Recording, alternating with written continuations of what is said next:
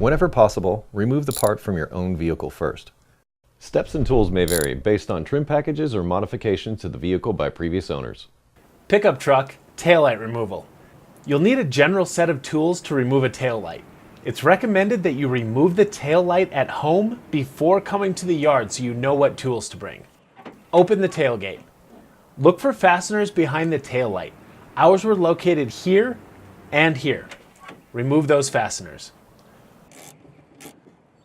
With the fasteners removed, you can pull the taillight straight out and disconnect the electrical connectors. But be careful, ours were very brittle and broke when we tried to disconnect them. If this happens to you, don't worry, it's not your fault. Materials break down over time and sometimes it's unavoidable. And that's how you remove a taillight on a pickup.